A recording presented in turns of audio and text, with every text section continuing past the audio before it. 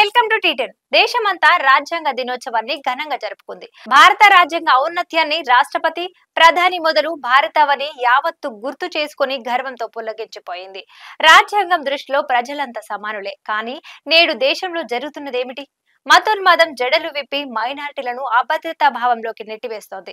సాక్షాత్తు దేశ ప్రధానమంత్రి ఎన్నికల ప్రచారాలలో విద్వేషపూరిత ప్రసంగాలు చేస్తూ విభజన రాజకీయాలకు తెరతీస్తున్నారు. ఈ నేపథ్యంలో దేశాన్ని మత ప్రాతిపదికన విభజించేందుకు జరుగుతున్న ప్రయత్నాలపై మానవ హక్కుల కార్యకర్త రామ్ పునియని న్యూస్ క్లిక్ పోర్టల్ కు అందించిన విశ్లేషణాత్మక కథనం. మైనారిటీలను కించపరచడానికి, వారిని ద్రోహులుగా చిత్రీకరించడానికి ఆర్ఎస్ఎస్, బీజేపీ, వాటి అనుబంధ సంస్థలు అందివచ్చిన ప్రతి అవకాశాన్ని వినియోగించుకుంటున్నాయి. ఈ సంస్థల నేతలు తమ ప్రసంగాలలో మైనారిటీలపై విషం చిమ్ముతుంటారు. విద్వేష ప్రసంగాలు చేసేవారిని చట్ట ప్రకారం శిక్షించవచ్చు. అయితే వారిలో చాలా మంది ఆ శిక్షల నుండి తప్పించుకుంటూనే ఉన్నారు. గత దశాబ్ద కాలంగా దేశంలో మతతత్వ పార్టీ అధికారంలో ఉండడంతో మైనారిటీలను ద్వేషించే సంస్కృతి ప్రబలిపోయింది. ముఖ్యంగా వాట్సాప్ గ్రూపులలో విద్వేషపూరిత వ్యాఖ్యలు చేయటం పరపటిగా మారింది. వీటి కారణంగా సమాజంలో సోదర భావం దెబ్బతింటోంది. చివరికి శరణార్థి శిబిరాలలో తలదాచుకుంటున్న ముస్లింలను కించపరుస్తూ అవి పిల్లలను కనే ఫ్యాక్టరీలు అని తూలనాడే వరకు వెళ్లారు. ధరించే దుస్తులను బట్టి వారిని గుర్తించవచ్చు. వాళ్ళు మన పవిత్ర గోమాతను వధించే హంతకులు. మన బాలికలు, మహిళలను లవ్ జిహాద్ పేరుతో ఆకర్షిస్తున్నారు. ఇవన్నీ ముస్లింలను లక్ష్యంగా చేసుకుని చేస్తున్న వ్యాఖ్యలే. ఈ జిహాద్ సిరీస్ లో తాజాగా ల్యాండ్ జిహాద్, ఓట్ జిహాద్ అనే పదాలు కూడా కలిశాయి. ఇటీవల సార్వత్రిక ఎన్నికల ప్రచారంలో భాగంగా నరేంద్ర మోడీ డజన్ల కొద్ది విద్వేష ప్రసంగాలు చేశారు. ఆ ఎన్నికల్లో మోడీ 110 విద్వేష పూరిత ప్రసంగాలు చేశారని హ్యూమన్ రైట్స్ వాచ్ అనే సంస్థ తెలిపింది.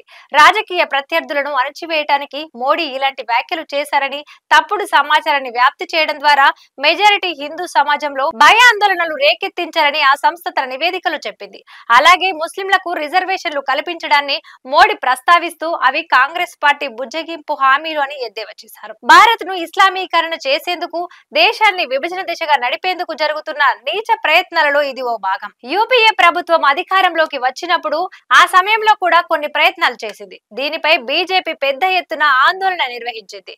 అది జస్టిస్ వర్మ కమిటీ నివేదిక కానివ్వండి, లేదా సచార్ కమిటీ నివేదిక కానివ్వండి, అవన్నీ ఓబీసీలు, ఎస్సీలు, ఎస్టీల రిజర్వేషన్లు లూటీ చేసేందుకు కాంగ్రెస్ చేసిన ప్రయత్నాలే అని మోడీ చెప్పుకొచ్చారు. ఇటీవల జరిగిన జార్ఖండ్, మహారాష్ట్ర శాసనసభ ఎన్నికల ప్రచారం సందర్భంగా ఈ మతోన్మాద ధోరణి మరోసారి బయటపడింది. జార్ఖండ్ లో ఎన్నికల ప్రచారం నిర్వహించిన బీజేపీ నేత, అస్సాం ముఖ్యమంత్రి హిమంత బిశ్వ శర్మ రాష్ట్రంలోని ముస్లింలను చొరబాటుదారులుగా చిత్రీకరించారు. ఎన్నికల సమయంలో ముస్లింలను కించపరిచేలా బీజేపీ ఓ అడ్వర్టైజ్మెంట్ ఇచ్చింది. ఓ పెద్ద ముస్లిం కుటుంబం హిందువుల ఇంటిపై దాడి చేసి దాన్ని ఆక్రమించినట్లు అందులో చూపారు. వాస్తవానికి జార్ఖండ్ కు అంతర్జాతీయ సరిహద్దు ఏదీ లేదు. అలాంటప్పుడు హిందువుల ఇంటిని ఆక్రమించుకున్న ఆ ముస్లింలు ఎవరు? ఈ ఎన్నికల ప్రకటనపై పెద్ద ఎత్తున ఫిర్యాదులు రావడంతో ఎలక్షన్ కమిషన్ దానిపై ఆంక్షలు విధించింది. కానీ దాని లక్ష్యం అప్పటికి నెరవేరింది. ఆ ప్రకటనకు సంబంధించిన వీడియో అనేక ప్రాంతాలలో అందుబాటులోకి వచ్చింది. జార్ఖండ్ లో మరో విద్వేష ప్రచారానికి కూడా తెరలేపారు. ముస్లింలు ఆదివాసీలను వివాహం చేసుకుంటారని, వారి భూములు స్వాధీనం చేసుకుంటారని తప్పుడు ప్రచారం చేశారు. అయితే ఈ వాదనకు మద్దతుగా ఎలాంటి ఆధారాలు, గణాంకాలు చూపలేకపోయారు. అది కేవలం విభజన రాజకీయాలకు మాత్రమే ఉద్దేశించిన ప్రచారం. మీ రోటిని, బేటిని, మట్టిని ముస్లిం చొరబాటుదారులు లాగేసుకుంటారు అనే నినాదాన్ని ప్రచారంలో పెట్టారు.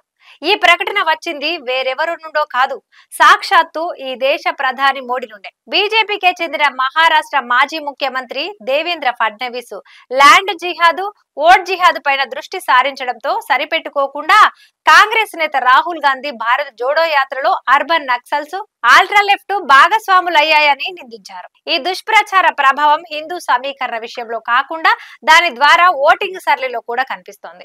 ఇప్పుడు హిందూ కుటుంబాల్లో వేలాది వాట్సాప్ గ్రూపులు విషయాన్ని తలకెక్కిస్తున్నాయి. సిఎస్డిఎస్ అనే సంస్థ ఈ ఏడాది మార్చి 28 నుండి ఏప్రిల్ వరకు ఓ అధ్యయనాన్ని నిర్వహించింది. హిందువులు ముస్లింలను ఎలా చూస్తున్నారో తెలుసుకునేందుకు అందులో ప్రయత్నించింది. ముస్లింల విషయంలో హిందువుల్లో నెలకొన్న దురభిప్రాయం ఆ అధ్యయనంలో తేటతెల్లమైంది. మన సమాజంలో కూడా ఇదే అభిప్రాయం నెలకొన్నదనడంలో ఎలాంటి సందేహం లేదు. బీజేపీ మోడీ మాత్రం తాము ముస్లింలకు వ్యతిరేకం కాదని నమ్మించేందుకు నానా తంటాలు పడుతున్నారు. ఎన్నికల్లో మీరు ముస్లిం వ్యతిరేక ప్రచారం చేశారు కదా అని పాత్రికేయులు అడిగిన ప్రశ్నలకు మోడీ బదులిస్తూ, రాజకీయాల్లో హిందూ ముస్లిం గురించి మాట్లాడే మొదటి రోజు నుండే నేను ప్రజా జీవితానికి అనర్హుడినవుతాను, హిందూ ముస్లింలనే మాటే ఎత్తను, అది నా సంకల్పం అని చెప్పారు. మాటలకు చాతలకు మధ్య ఎంత వ్యత్యాసం ఉంటుందో ఇక్కడ కనిపిస్తోంది. ఏదేమైనా విద్వేషం ఒకవైపు వెలివేతకు దారి తీస్తుంటే మరోవైపు ముస్లిం సమాజాన్ని రెండో తరగతి పౌరసత్వం వైపు నెడుతోంది. ఈసారి బీజేపీకి చెందిన ఉత్తరప్రదేశ్ ముఖ్యమంత్రి యోగి ఆదిత్యనాథ్ నుండి ఓ నినాదం వెలువడింది. అదేమిటంటే, మనం విడిపోతే మనల్ని వధిస్తారు. హిందువుల ఐక్యతను దృష్టిలో పెట్టుకొని ఆయన ఈ వ్యాఖ్య చేశారు. యోగి వ్యాఖ్యను బీజేపీ మాతృ సంస్థ ఆర్ఎస్ఎస్ సమర్థించింది. ఆ సంస్థకు చెందిన దత్తాత్రేయ హొసాబలే మాట్లాడుతూ, ముఖ్యమైన విషయం ఏమిటంటే హిందువులు సంఘటితంగా ఉంటే అది మనందరికీ ప్రయోజనకరం. హిందువుల ఐక్యత అనేది ఆర్ఎస్ఎస్ జీవితకాల ప్రతిజ్ఞ అని స్పష్టం చేశారు. ఆదిత్యనాథ్ ప్రకటనను ప్రధాని మోడీ కొంచెం సవరిస్తూ, హిందువులు ఐక్యంగా ఉంటే సురక్షితంగా ఉంటారు అని అన్నారు. మైనార్టీల కారణంగా హిందువులు ప్రమాదంలో ఉన్నందున వారిని సురక్షితంగా ఉంచాలంటే హిందూ ఐక్యతే పునాది అని చాటి చెప్పడమే బీజేపీ నేతల ఉద్దేశమని అర్థమవుతోంది. ఇది వాటి న్యూస్. చూస్తూనే ఉండండి T10.